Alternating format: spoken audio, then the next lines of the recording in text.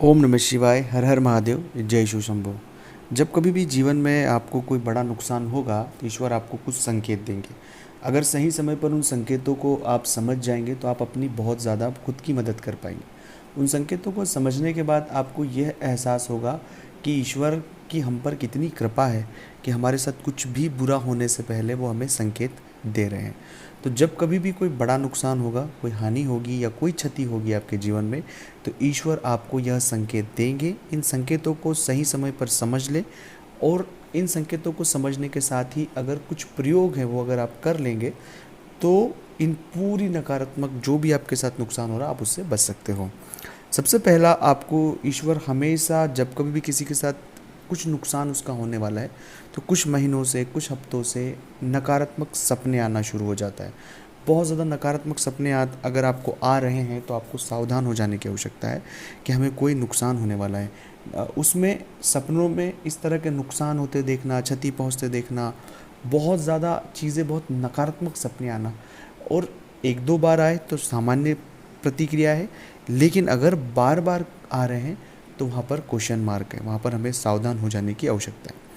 दूसरा, ईश्वर हमें जो संकेत देता है कि आप बहुत ज़्यादा तनाव में रह रहे हैं, बहुत ज़्यादा चिंताओं में रह रहे हैं, बेवजह, कोई वजह नहीं है, छोटी सी बातों का बहुत ज़्यादा तनाव कर लेना कि ये कैसे हो जाएगा, मन में एक भय बन जाना कि अब कैसे चीज़ें सही होगी, किस तरह से होगी।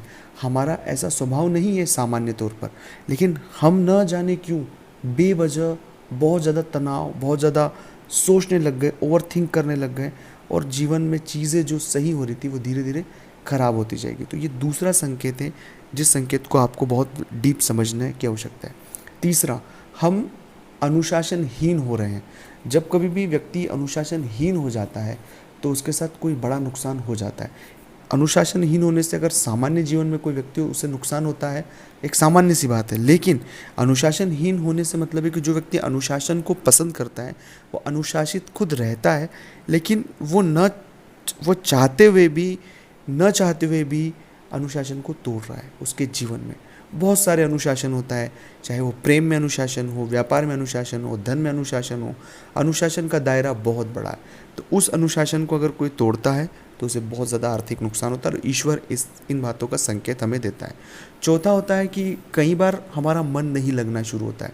कुछ भी होता है कि मन लगेगा नहीं, कोई काम करो मन नहीं लगेगा, मन में एक नकारात्मकता हावी हो जाती है, तनाव सा महसूस होता है, बुद्धिहीनता हमें समझ आती है कि हमारे विवेक, बुद्धि, अनुभव सब कुछ शून्य हो जाता है। तो इस तरह का एक नकारात्मक माहौल खुद में बनना, कोई वजह नहीं है इसके पीछे, तो यह भी एक संकेत है कि जीवन में एक बड़ा नुकसान हो सकता है। अगला संकेत यह मिलता है कि व्यक्ति नास्तिक हो जाता है, ईश्वर में उसकी आस्था कम हो जाती है, वो भगवान को नहीं मानता है, वो उन तर्कों को ज़्यादा तवज्जो देता है जो ईश्वर के खिलाफ हो। जैसे उदाहरण के लिए कहते हैं कि ईश्वर है तो मेरी मदद करने के लिए क्यों नहीं आए। तो बहुत सारी बातें हैं, तो ऐसे तर्कों को अपने जीवन में उतार लेता है कि उनके मन से श्रद्धा जो है वो चले जाती है। तो श्रद्धा अपने आप में एक बहुत बड़ी पॉजिटिविटी है, एक सकारात्मकता है, और श्रद्धा की जो ऊर्जा है वो ईश्वर की ऊर्जा है। तो वो उस ऊर्जा से अगर कोई व्यक्ति दूर हो रहा है तो यह समझ जाइएगा कि कोई नुकसान हमें बड़ा होने वाला है। ये सावधान हमें यहाँ रहने की आवश्यकता है।